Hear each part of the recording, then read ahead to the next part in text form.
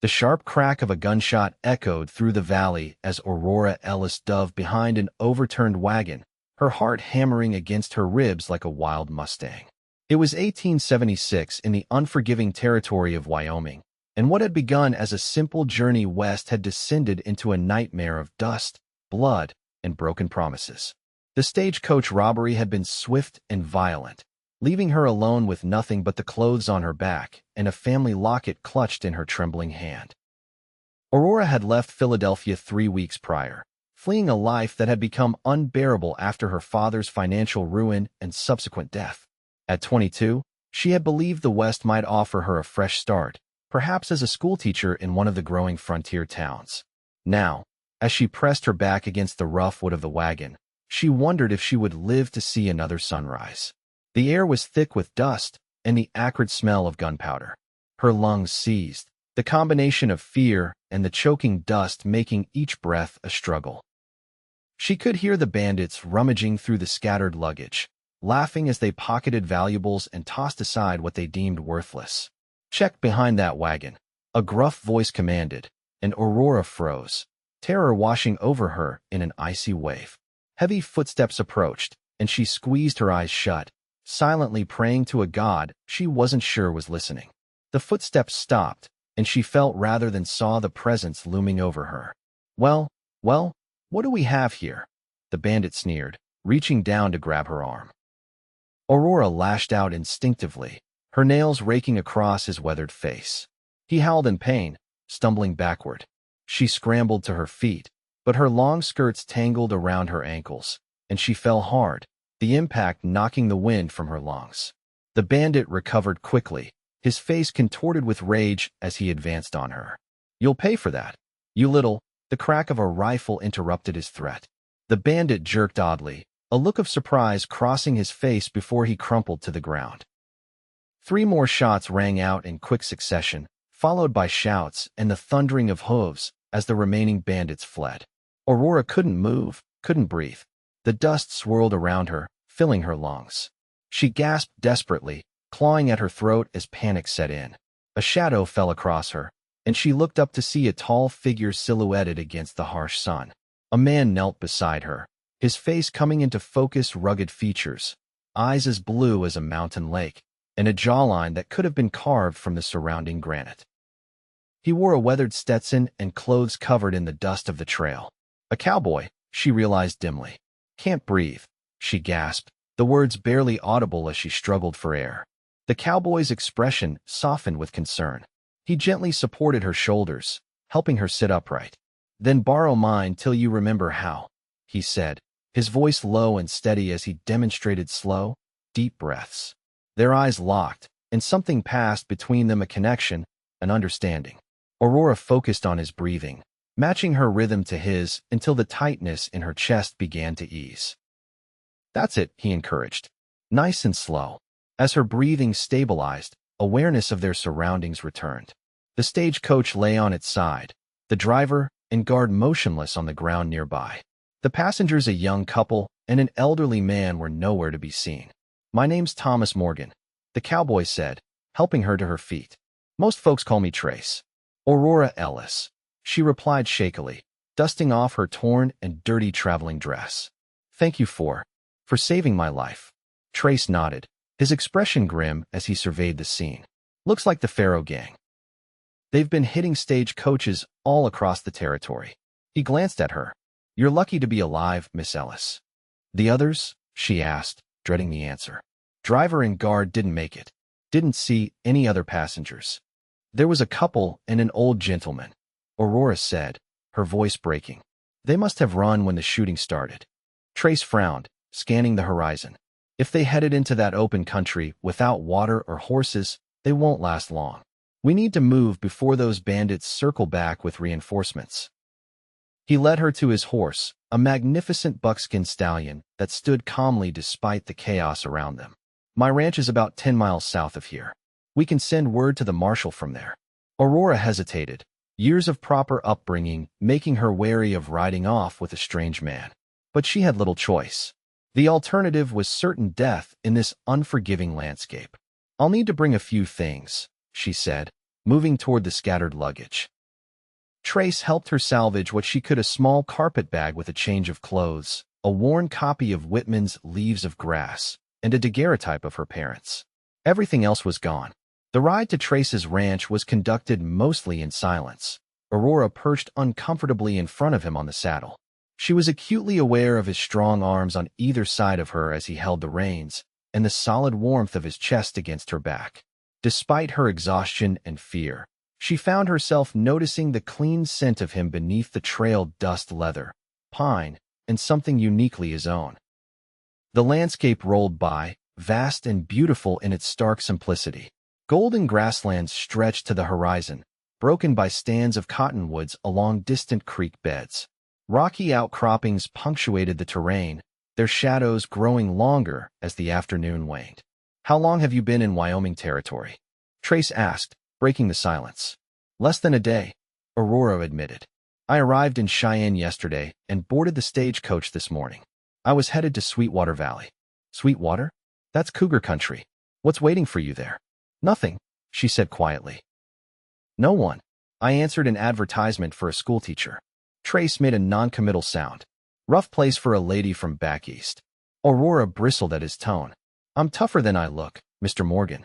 He chuckled, the sound rumbling through his chest and against her back. "I don't doubt it. Not many would have stood their ground against Jack Farrow like you did." "That was him? The leader?" "No, that was his brother. Mean as a rattlesnake, but not too bright. The one you scratched up good." Despite everything, Aurora felt a small flicker of satisfaction. Good.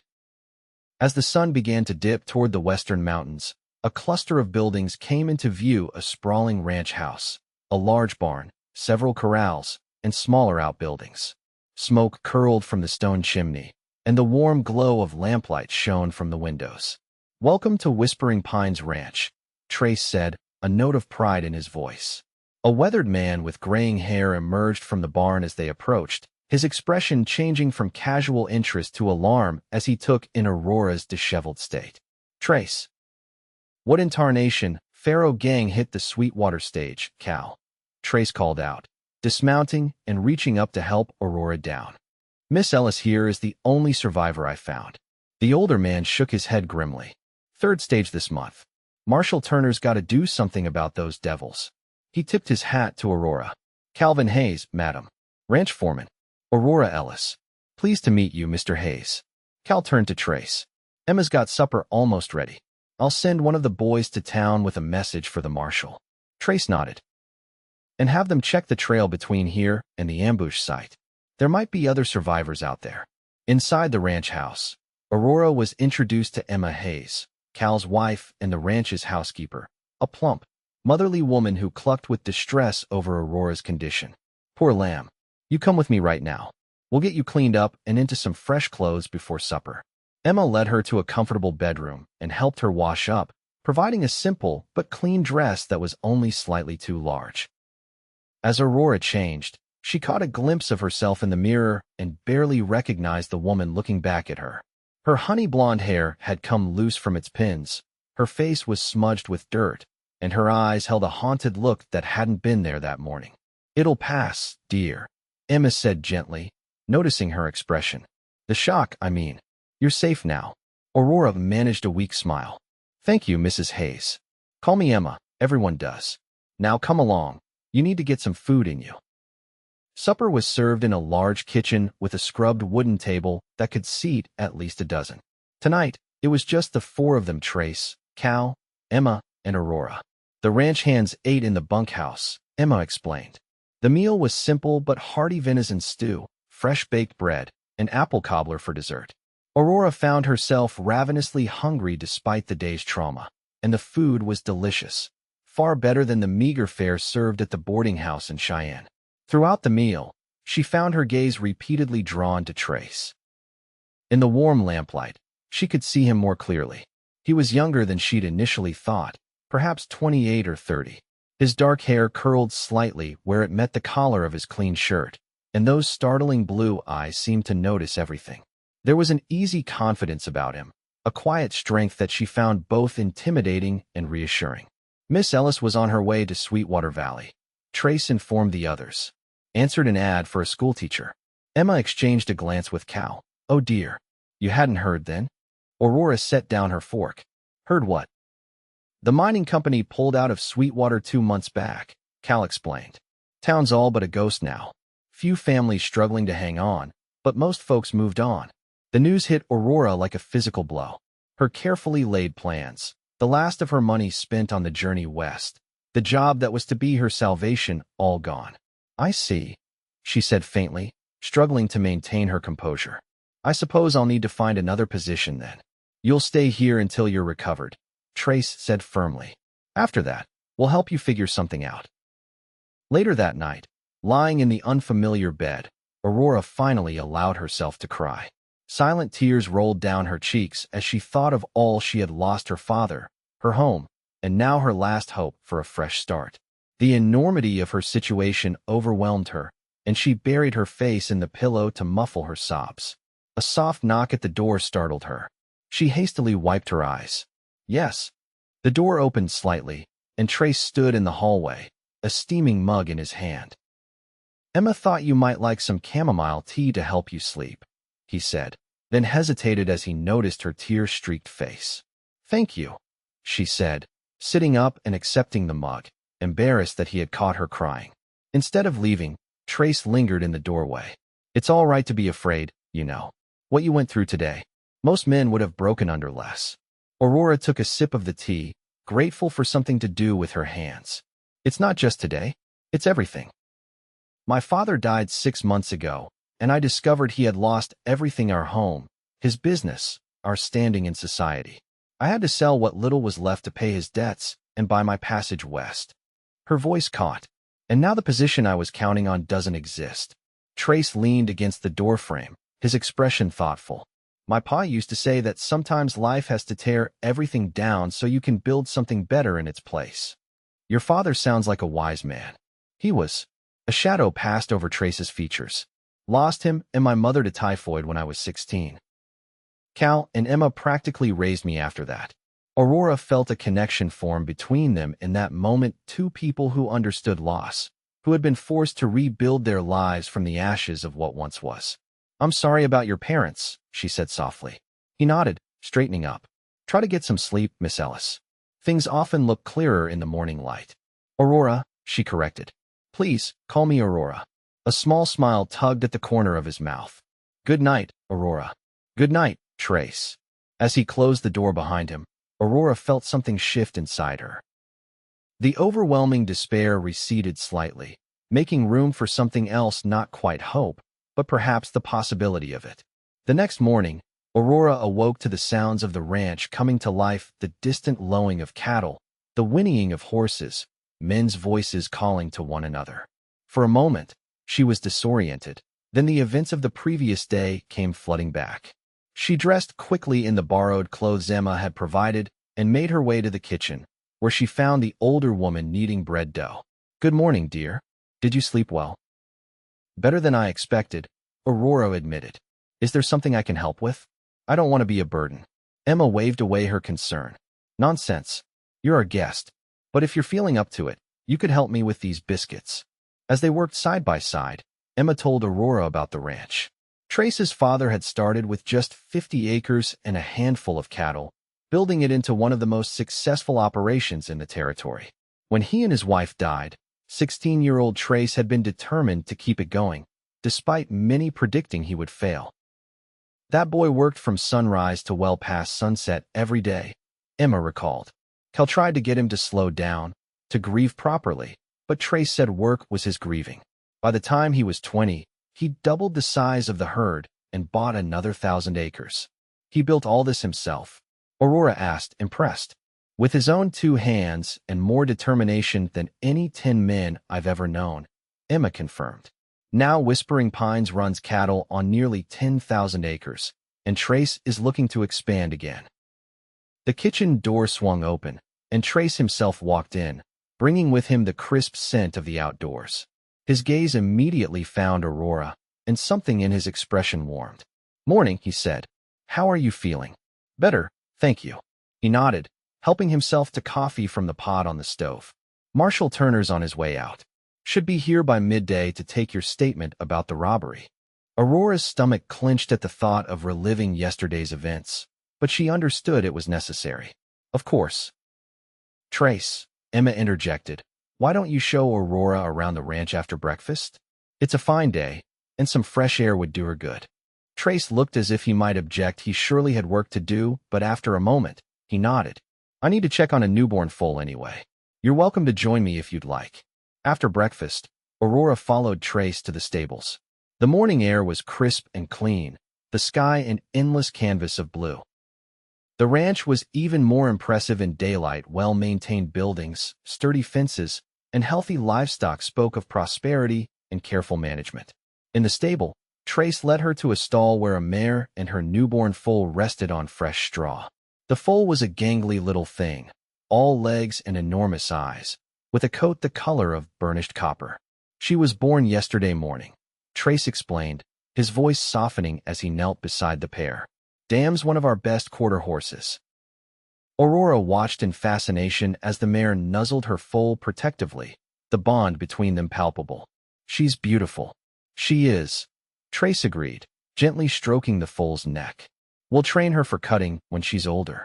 She's got good bloodlines. There was something deeply affecting about seeing this strong, capable man being so gentle with the animals in his care. Aurora felt a warmth spreading through her chest that had nothing to do with the morning sun. Have you named her yet? She asked. Trace glanced up, a smile playing at the corners of his mouth. Not yet. Any suggestions? Aurora studied the foal, watching as she wobbled to her feet and took a few tentative steps. Phoenix, she said finally, because she was born on a day of destruction, but she represents new beginnings. Trace's gaze held hers for a long moment. Phoenix it is, he said quietly. They continued the tour, Trace showing her the cattle pens, the bunkhouse where the ranch hands lived, the smokehouse, and the vegetable garden Emma tended. Everywhere they went, it was clear that Trace was respected by his men, who tipped their hats to Aurora and addressed their boss with easy familiarity that nonetheless contained an undercurrent of deference. By the time they returned to the house, Marshal Turner had arrived, a grizzled, no-nonsense lawman with sharp eyes and a drooping mustache. He questioned Aurora thoroughly about the robbery, taking detailed notes about the bandits' appearances and actions. Faro gang, all right, he confirmed grimly. Been causing havoc from Colorado to Montana. Had reports they were moving this way. He shook his head. I'm sorry about what happened to you, Miss Ellis. We'll do everything we can to bring them to justice. Were there any other survivors? Aurora asked, the faces of her fellow passengers haunting her. The marshal exchanged a glance with Trace. Found the elderly gentleman, a Mr. Finch, about 2 miles from the ambush site. He's shaken up, but alive, recuperating at Doc Wilson's place in town. No sign of the young couple yet, but we're still searching. After the marshal left, Aurora sat on the front porch, watching the ranch hands going about their afternoon chores. The reality of her situation weighed heavily on her. She had no job prospects, very little money, and nowhere to go. The town of Laramie was a 2-day ride away, Cheyenne nearly 4. Without transportation or funds for a stagecoach ticket, she was effectively stranded. Penny for your thoughts, Trace said, settling into the chair beside her. Aurora sighed. I'm trying to figure out my next steps. I can't impose on your hospitality indefinitely.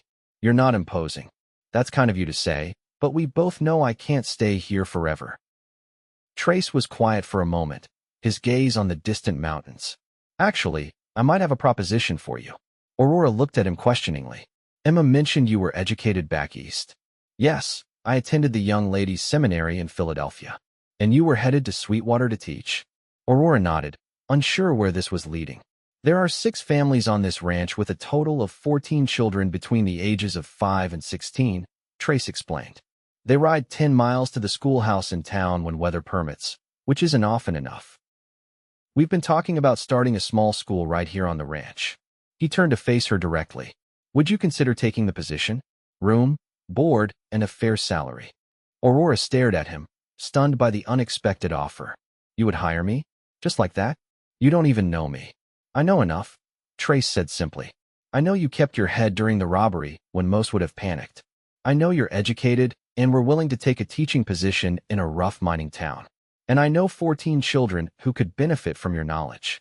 He paused. It doesn't have to be permanent, just until you decide what you want to do next. The offer was tempting more than tempting. It would solve her immediate problems and give her time to consider her future. But there was something else, something she wasn't sure she was ready to acknowledge even to herself.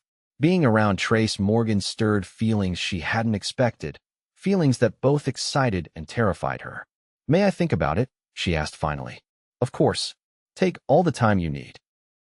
That evening, after supper, Aurora sat in the small parlor, writing in the journal Emma had given her.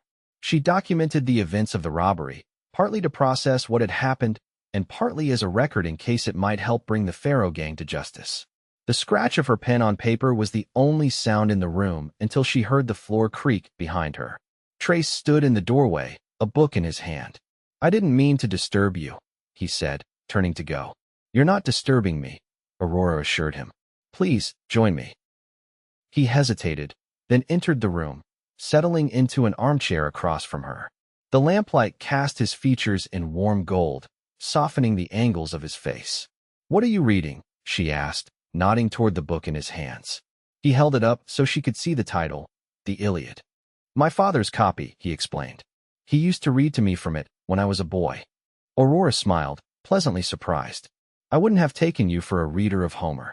There's a lot about me you wouldn't take for granted, Aurora Ellis. He replied with a hint of amusement. I may not have had a formal education, but my mother was a schoolteacher before she married my father. She made sure I was well read. I didn't mean to imply, no offense taken, he assured her. Most people see the ranch and the cattle and assume that's all there is to me. He tapped the book. But there's something about these ancient stories that speaks to me. Men battling not just each other but their own nature, their own flaws. Sing, O goddess, the anger of Achilles, son of Peleus, that brought countless ills upon the Achaeans, Aurora quoted softly. Trace's expression brightened. You know it. My father loved the classics. He read them to me as well. For the next hour, they discussed books they had read, discovering a shared appreciation for Whitman, Thoreau, and Shakespeare. Aurora found herself laughing more than she had in months as Trace described his first attempt to recite Romeo and Juliet to a very unimpressed ranch hand. Poor Cal thought I'd lost my mind, standing on a fence post, declaring my undying love to the eastern sky. Trace chuckled. I was 12 and had just read the play for the first time. I was convinced I was destined to be a great actor. What changed your mind? His smile faded slightly. Life, I suppose. After my parents died, there wasn't much time for dreaming about anything but keeping the ranch afloat. Aurora recognized the look in his eyes, the resigned acceptance of dreams deferred, perhaps permanently. She had seen it in her own reflection often enough since her father's death. Do you regret it? She asked. Staying here instead of pursuing other paths?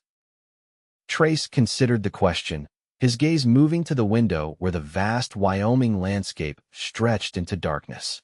No, he said finally. This land, this ranch, it's in my blood. It's not just what I do, it's who I am. He looked back at her. What about you? Did you always want to be a teacher? Aurora shook her head. I thought I might be a writer. I used to fill notebooks with stories and poems. She laughed softly. Dreadful, melodramatic things, full of tragic heroines and brooding heroes. What happened to them? Your notebooks. Left behind, like everything else. Sold with the house after my father died. She didn't add that she had stopped writing long before that, her creative spirit gradually stifled by the expectations of Philadelphia society. Something in Trace's expression suggested he understood more than she had said. Maybe it's time to start again, he suggested. New notebooks, new stories. Maybe, she agreed, though she wasn't sure the impulse to write still existed within her. Too many dreams had been buried alongside her father. Later, as she prepared for bed, Aurora found herself replaying their conversation. There was a depth to Trace Morgan that belied his outward appearance as a rugged rancher. In the span of 2 days, he had saved her life, offered her a job, and shown her a side of himself that few probably ever saw.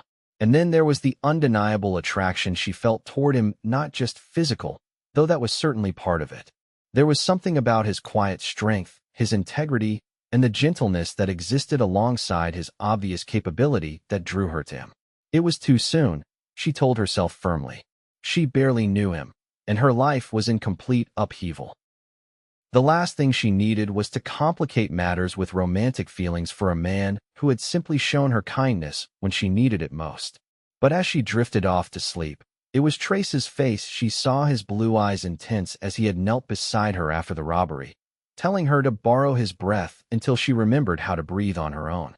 The next morning, Aurora found Emma in the garden, harvesting late summer vegetables for the day's meals. "May I help?" she offered, kneeling beside the older woman. "Of course, dear. These green beans need picking." As they worked, Aurora broached the subject that had been on her mind since the previous evening. "Trace mentioned the possibility of my teaching the children here on the ranch." Emma's face lit up. "Oh, did he now? That's wonderful. We've been hoping to find a teacher for ages. The little ones especially need proper schooling, not just what their mothers can manage between chores." "I haven't accepted yet," Aurora cautioned. "I wanted to ask you about it first." "Ask me? What? This is your home. I wouldn't want to intrude if you're not comfortable with the arrangement." Emma's expression softened. "You wouldn't be intruding, Aurora. This house has been too quiet since Trace's parents passed. Having you here these past few days has been a blessing." She patted Aurora's hand. "And if I may speak plainly, I haven't seen Trace this animated in years." Aurora felt her cheeks warm. "I'm sure that's not because of me." Emma gave her a knowing look, but didn't press the issue. The old foreman's cabin would make a fine schoolhouse with some cleaning and a few repairs. "It's been empty since Cal and I moved into the main house years ago." They continued discussing the practical aspects of establishing a school, what supplies might be needed, which families would participate, and how the schedule might work around ranch operations. By the time they finished in the garden, Aurora had a clearer picture of what teaching at Whispering Pines would entail. She found Trace later that afternoon, repairing a section of fence near the corral. He worked methodically, his movements efficient and practiced. The muscles in his arms and back flexed as he drove posts into the hard ground, and Aurora found herself lingering longer than necessary before making her presence known. "I've been thinking about your offer," she said when he paused, wiping sweat from his brow. Trace set down his hammer, giving her his full attention. "And I'd like to accept, at least temporarily. If the arrangement works for everyone, perhaps we can discuss something more permanent later." A slow smile spread across his face, transforming his features in a way that made Aurora's heart skip. "That's good news. The children will be excited." He hesitated, then added, "I'm glad you're staying." "So am I," she admitted softly. Over the next 2 weeks, Aurora threw herself into preparing for her new role. The old foreman's cabin, about 100 yards from the main house, was cleaned and renovated to serve as a schoolhouse. Ranch hands constructed simple desks and benches, while Aurora worked with Emma to create a curriculum suitable for the various ages and abilities of her future pupils. She met each family, getting to know the children and their parents. Most were the families of ranch hands who had worked for Trace for years. A few were from neighboring smaller ranches that lacked their own schools. All were eager for their children to receive an education, and Aurora found herself genuinely excited about the challenge. Throughout this time, her relationship with Trace evolved in subtle ways. They often spent evenings in the parlor, discussing books or ranch business, or simply enjoying comfortable silence. During the day, their paths crossed regularly as Trace went about his work and Aurora prepared for the school's opening. There were moments when their eyes would meet across a room, and Aurora would feel a jolt of awareness that left her breathless. Moments when their hands would brush accidentally, and the brief contact would linger in her mind for hours afterward. Neither of them acknowledged this growing attraction openly, but Aurora sensed that Trace was as aware of it as she was. One evening, about 3 weeks after her arrival at Whispering Pines, Aurora was sitting on the front porch watching a spectacular sunset paint the western sky in shades of orange, pink, and gold. The air had grown cooler with the approach of autumn, and she had wrapped herself in a shawl Emma had lent her. Trace joined her, offering a steaming mug of coffee which she accepted gratefully. "Beautiful, isn't it?" he said, nodding toward the sunset. "Breathtaking," Aurora agreed. "I never saw sunsets like this in Philadelphia. Too many buildings, I suppose. Do you miss it? The city?" She considered the question seriously. "I miss certain things, the bookshops, the museums, the theater. But mostly I miss what it was before my father's troubles, a place where I felt secure, where I knew my place in the world. She sipped her coffee. But I don't think I could go back now, even if I had the means. I've changed too much. The West has a way of doing that to people, Trace observed. Stripping away the unnecessary, forcing you to confront who you really are beneath all the trappings of civilization. And who am I, in your estimation? Aurora asked, genuinely curious about how he saw her.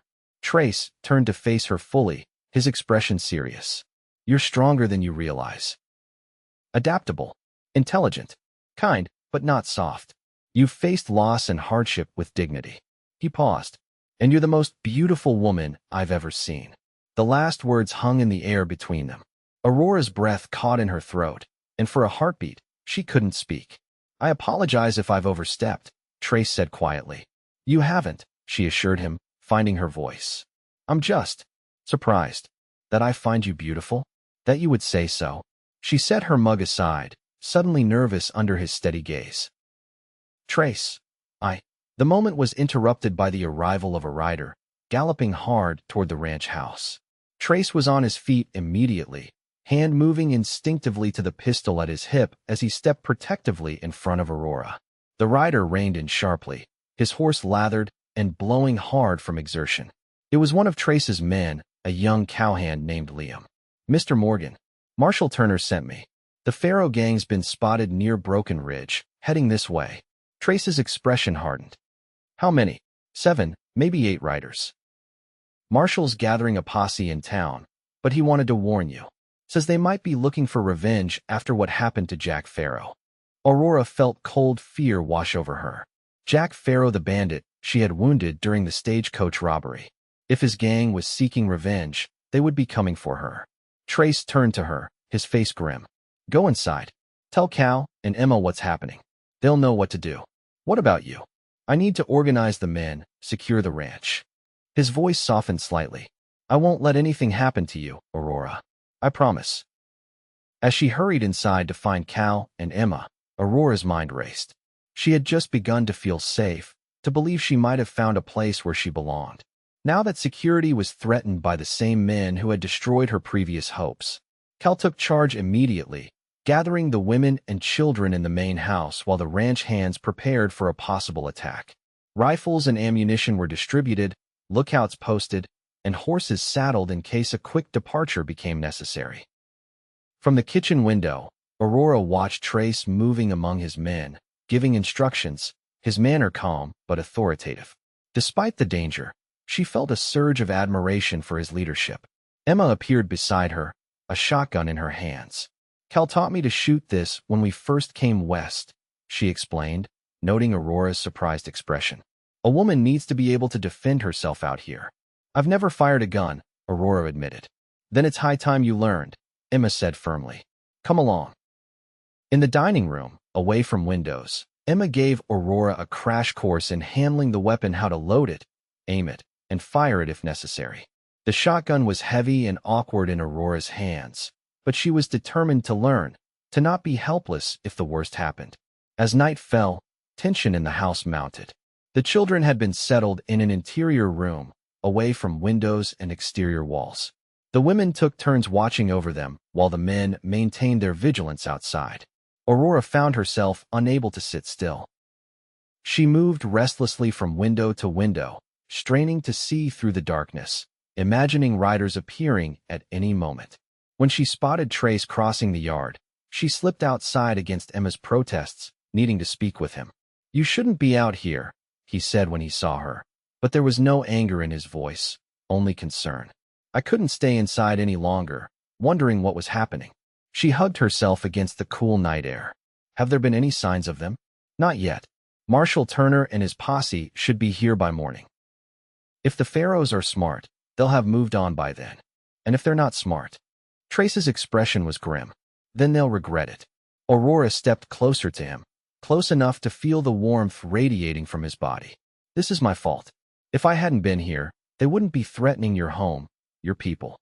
Aurora, Trace said firmly, taking her by the shoulders. None of this is your fault. The Pharaohs have been terrorizing this territory for years.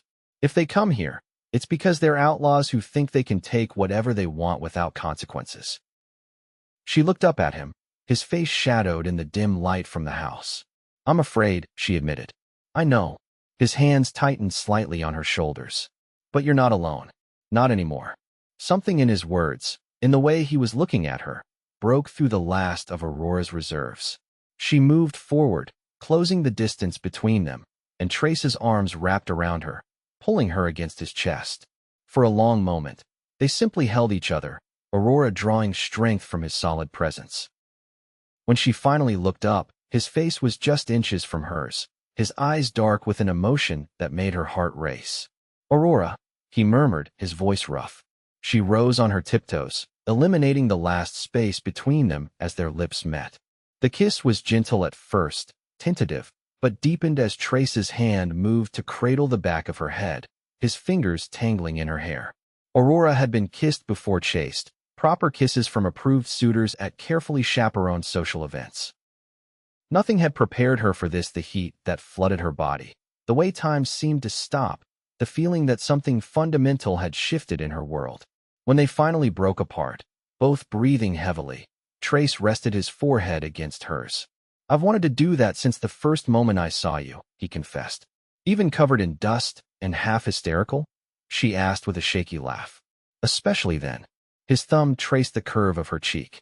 You looked like a warrior princess, fierce and beautiful even in the midst of chaos. A shout from one of the lookouts shattered the moment. Riders approaching from the east. Trace pushed Aurora toward the house. Get inside. Stay away from the windows. Trace, go, he insisted. Please. Reluctantly, she obeyed, watching from the doorway as he strode toward the eastern perimeter where his men were gathering. The fear was still there, but it was tempered now by something stronger, a determination that the Pharaoh gang would not destroy what she had found here. This new beginning, this chance at happiness. Inside, Cal was positioning armed men at strategic points throughout the house. Upstairs, back bedroom, he told Aurora. It's the safest spot if shooting starts. I want to help, she protested. Cal gave her an appraising look, then nodded toward a shelf where several loaded rifles were propped. You know how to use one of those? Emma showed me the basics. Good enough. Take one and head upstairs. Second window on the east side overlooks the approach. You see anyone that's not ours, you fire a warning shot. Aurora took one of the rifles, surprised by its weight, and made her way upstairs. The bedroom Cal had indicated offered a clear view of the eastern approach to the ranch. She could see Trace and several of his men positioned behind the corral fence, rifles ready. In the distance, riders materialized out of the darkness, moving slowly toward the ranch. As they drew closer, Aurora counted 6 men, their features indistinguishable in the darkness. Trace stepped forward, his voice carrying clearly through the night air. That's far enough. The riders halted. One of them, slightly ahead of the others, called back. We're looking for a woman. Blonde, pretty, Eastern accent. Scratched up my brother's face real good during a stage robbery. We know she's here. You've been misinformed, Trace replied evenly. There's no one here matching that description. The lead rider laughed, an ugly sound. That's so? Our information says different. Says Thomas Morgan brought her here after interfering in our business. He paused. Hand her over, and we'll be on our way. No one else needs to get hurt. That's not going to happen, Trace said, his voice hard as iron. You and your men need to turn around and ride away while you still can. There was a tense silence, broken only by the snorting of horses and the creak of leather saddles. Aurora held her breath, finger resting lightly on the rifle's trigger as she watched the standoff unfold. The lead rider, Pharaoh himself, she presumed, seemed to be weighing his options. Finally, he spat on the ground. Have it your way, Morgan. But this ain't over. He wheeled his horse around, and the others followed suit. They rode slowly back the way they had come, eventually disappearing into the darkness. Aurora released the breath she'd been holding, relief washing over her. But the relief was short-lived as Cal appeared in the doorway behind her. Don't relax yet, he warned. That was too easy. They're up to something. His words proved prophetic. Less than an hour later, one of the ranch hands spotted flames in the distance. A fire had been set in the dry grass at the eastern edge of the property, and with the wind blowing toward the ranch, it would soon threaten the buildings. Trace organized his men quickly, some to fight the fire, others to maintain vigilance against an attack that might come while they were distracted. Aurora and the other women joined the firefighting effort, forming a bucket brigade from the well to the advancing flames. It was exhausting, terrifying work. The fire moved quickly through the dry grass, the heat intense, the smoke choking. Aurora's arms ached from passing heavy buckets, her lungs burned, and sweat streamed down her face, but she didn't stop, couldn't stop, knowing what was at stake. Through the chaos, she caught glimpses of Trace directing the effort, his face streaked with soot, his voice hoarse from shouting instructions.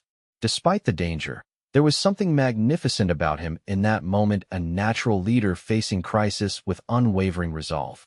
They managed to contain the fire before it reached the buildings, digging a firebreak and dousing the advancing flames. As dawn broke, exhausted but triumphant, the ranch hands returned to their defensive positions, wary of another attack. It came just as the first rays of sunlight crested the eastern mountains, not from the direction they expected, but from the west, where the land sloped gently down to a creek lined with cottonwoods. Gunshots erupted, the sharp crack of rifles splitting the morning air. Aurora, who had been helping Emma tend to minor burns and cuts from the firefighting, froze at the sound. "Stay here," Emma ordered, reaching for her shotgun. But Aurora couldn't stay, not when Trace and the others were in danger. Grabbing a rifle, she moved to a window that offered a view of the western approach. What she saw made her blood run cold.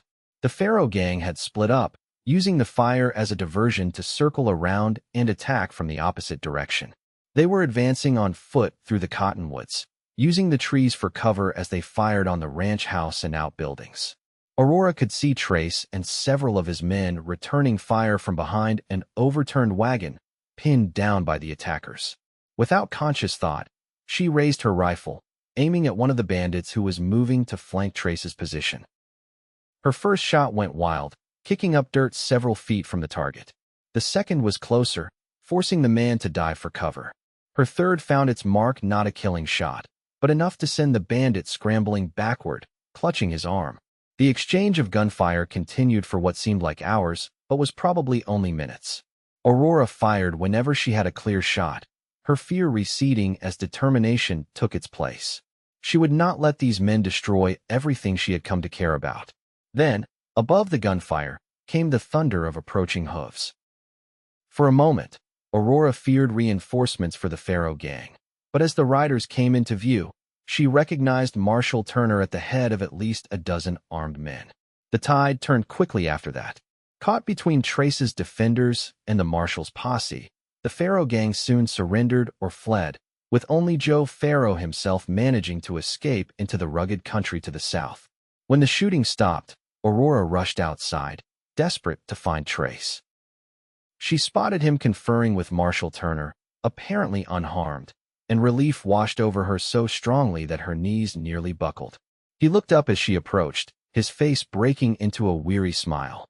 Without hesitation, he opened his arms, and Aurora went into them, burying her face against his chest, breathing in his scent smoke, gunpowder, and beneath it all, that essence that was uniquely him. "You're all right," she murmured, half statement, half question. "I'm all right," he confirmed, his arms tightening around her. "Everyone's all right. Some minor injuries, but nothing serious." Marshal Turner cleared his throat, reminding them of his presence. "Miss Ellis, good to see you well. Your assistance was unexpected but appreciated." Aurora pulled back slightly, embarrassed by her display of emotion in front of the lawman, but Trace kept one arm firmly around her waist. "Miss Ellis showed remarkable courage," Trace told the marshal, "both during the fire and the gunfight." Turner nodded, a hint of respect in his weathered face. "So I hear. We've captured 4 of Pharaoh's men, including his brother. They'll stand trial for the stagecoach robberies, among other charges." "And Joe Pharaoh?" Aurora asked. "He won't get far," Turner assured her. "I've got men tracking him now. His days of terrorizing this territory are over." After the marshal and his posse departed with their prisoners, the ranch slowly returned to normal. The damage from the fire and gunfight was assessed, and repair work begun. The women prepared a hearty meal for the exhausted defenders, and a sense of cautious relief settled over Whispering Pines. That evening, Aurora found Trace on the porch, staring out at the land he had fought to protect. She sat beside him, taking his hand in hers, drawing comfort from the simple contact. "I keep thinking about what might have happened," she said quietly. "If you hadn't been there when the stagecoach was attacked. If you hadn't brought me here. If the pharaohs had succeeded today." Trace's fingers tightened around hers. "But none of that happened. You survived. We all did. Because of you." He shook his head. "Because of all of us. You included." He turned to face her, his expression serious. "You were remarkable today, Aurora. Not many women or men, for that matter, would have shown such courage." "I was terrified," she admitted. "That's what courage is, being afraid, but doing what needs to be done anyway." Aurora considered this, finding truth in his words. She had been terrified, yes, but more powerful than her fear had been her determination to protect what mattered: this place, these people, and especially the man sitting beside her. "Trace," she began, not entirely sure what she wanted to say, but feeling the need to say something, to acknowledge the shift that had occurred between them. "I love you," he said simply, cutting through her uncertainty with the directness that was so characteristic of him. Aurora stared at him, momentarily speechless. Part of her wanted to caution him against hasty declarations, to remind him that they had known each other for barely a month. But a deeper part recognized the truth in his words, a truth that resonated with her own feelings. "I think I've loved you since that first day," he continued. "When you looked up at me with those green eyes, struggling to breathe, but still fighting, still determined to survive. When you told me to borrow your breath until I remembered how." She whispered, "Yes." His free hand came up to touch her cheek. "And now I'm asking if I can borrow your heart, Aurora Ellis. Not just for a while, but for always." The enormity of what he was asking, what he was offering, washed over her. This wasn't just about love, but about a life together, here on this land that was so much a part of him. It would mean letting go of any lingering dreams of returning east, of the life she had once expected to lead. But as she looked into his eyes, Aurora realized that those old dreams no longer held any power over her. They belonged to a different woman, one who had never known what it was to fight for survival, to find strength she didn't know she possessed, to love with a depth that transcended social conventions and proper courtship rituals. "Yes," she said, her voice steady despite the emotions swirling within her. "My heart is yours, Trace Morgan. It has been since you helped me remember how to breathe." His smile was like the sun breaking through clouds, transforming his face with a joy so pure it took her breath away. When he kissed her, it felt like coming home, not to a place, but to a person, to the certainty that whatever challenges life might bring, they would face them together. The school opened the following week, with 14 eager students filling the renovated foreman's cabin. Aurora threw herself into teaching with the same determination she had shown during the Pharaoh gang's attack, quickly earning the respect of both children and parents. Trace visited the schoolhouse often, sometimes bringing books he thought might interest the students, other times simply watching Aurora teach with a look of pride and admiration that made her cheeks warm. The children quickly noticed the special regard between their teacher and the ranch owner, giggling behind their hands when the adults exchanged lingering glances. Their courtship progressed with the straightforward honesty that characterized their relationship from the beginning. There were picnics by the creek, evening rides across the ranch land, and quiet moments in the parlor after the day's work was done. Trace taught Aurora to ride properly and to handle a rifle with confidence. She introduced him to poetry he hadn't encountered before and helped him write letters to Eastern suppliers in language that earned Whispering Pines better terms and faster deliveries. 2 months after the attack, with winter approaching, Trace proposed formally, not with flowery declarations, but with simple words spoken from the heart as they stood together on a bluff overlooking the ranch. "This land has been in my family for 2 generations, he told her, gesturing to the vast expanse before them. "I always thought it was what defined me, what gave my life meaning. But since you came, I've realized it's just land, beautiful, valuable, but still just land." He took her hands in his. "You're what gives my life meaning now, Aurora. Will you marry me?" Aurora's answer was as straightforward as his proposal. "Yes, Trace, I will." They were married in the ranch house parlor 2 weeks later, with Marshall Turner officiating and the entire ranch community in attendance. Aurora wore a simple dress of pale blue silk that Emma had helped her make, with wildflowers in her hair instead of a veil. Trace looked both nervous and proud in a new suit ordered from Laramie, his usually tanned face slightly pale as he repeated his vows. As winter settled over Whispering Pines, bringing deep snows and long, cozy evenings by the fire, Aurora found herself more content than she had ever imagined possible. The Philadelphia society girl who had once dreamed of literary salons and European tours was gone, replaced by a woman who found deep satisfaction in teaching frontier children, helping manage a successful ranch, and loving a man whose strength was matched by his gentleness. Spring brought new calves, foals, and the news that Aurora was expecting their first child. Trace received the information with a mixture of joy and terror that made her laugh even as tears of happiness streamed down her face. "I don't know the first thing about being a father," he confessed, his hand resting gently on her still flat stomach. "And I don't know the first thing about being a mother," Aurora replied. "But I think we'll learn together, just as we've learned everything else." Their daughter, Elizabeth Hope Morgan, was born on a bright autumn day almost exactly a year after Aurora had first arrived at Whispering Pines. She had her father's blue eyes and her mother's determined spirit, announcing her arrival with lusty cries that could be heard all the way to the bunkhouse. Trace held his daughter with a tenderness that brought tears to Aurora's eyes, his large, calloused hands cradling the tiny infant with infinite care. "She's perfect," he whispered, awe in his voice. "Just like her mother." As their family grew, Elizabeth followed 2 years later by a brother, James, and then another daughter, Sarah. So did the ranch. Trace's careful management and forward thinking expanded Whispering Pines until it was one of the largest operations in the territory. The school grew as well, eventually moving to a proper schoolhouse built near the main ranch complex, with Aurora hiring additional teachers as the number of students increased. On their 10th wedding anniversary, Trace surprised Aurora with a small cabin built on the bluff where he had proposed a private retreat where they could escape the constant activity of the ranch. Inside, she found a writing desk positioned before a large window with a view that stretched for miles, and beside it, a stack of leather-bound blank books. "For your stories," Trace explained when she looked at him questioningly.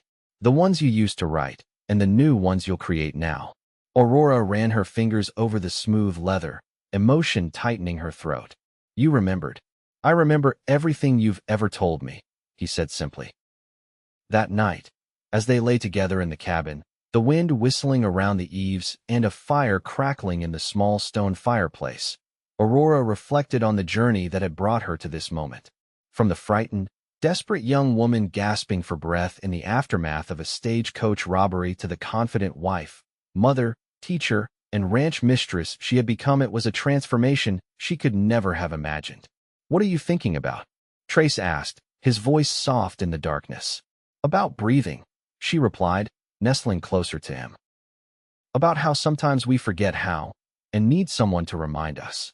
His arm tightened around her. "I'll always be here to remind you," he promised.